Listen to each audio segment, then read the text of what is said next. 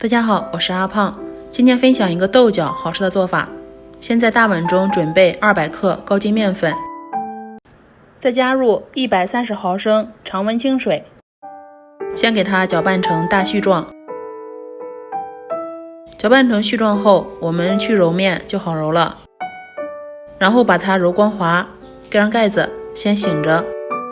再准备一小块五花肉，去皮的，先给它切成大块，放到绞肉机中，加入姜片，把它打成颗粒状的肉泥。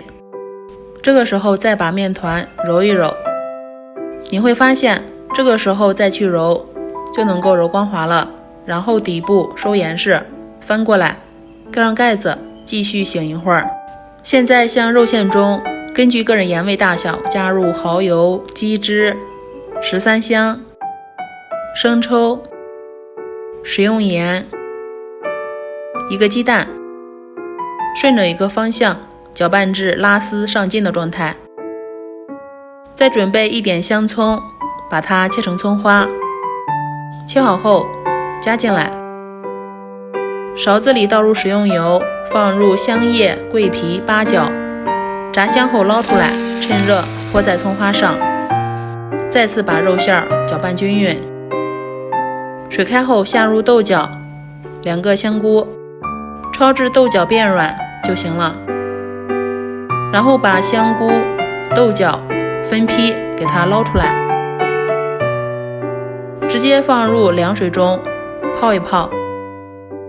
不烫手的时候，把香菇里面的水分给它挤出来，然后把香菇切成碎，豆角也尽量给它切成末，切得越碎越好，放入肉馅中，把它搅拌均匀就好了。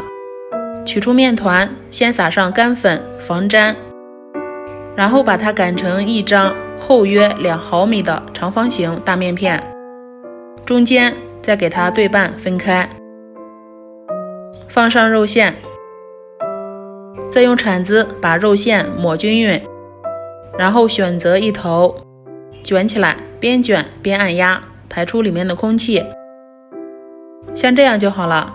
下面我们开始揪小剂子，揪的时候封口处先给它捏一捏，防止露馅儿，然后放在不粘笼垫上，每个之间留点空隙。下面很关键，水开上锅，盖上盖子，开大火蒸10分钟，再关火焖2分钟。现在已经蒸好了，我们来看一下。这样用豆角做的面食，口感柔软劲道，又是多层的。另外它还有一个好听的名字，叫懒包子，比平时包出褶子的包子要简单多了，而且这样吃又是多层的夹心的，特别好吃。比起花卷来，这样吃的时候不会露馅儿，非常方便。喜欢的话就试试吧。我是阿胖，点我头像还能看到更多美食视频。我们下期节目再见。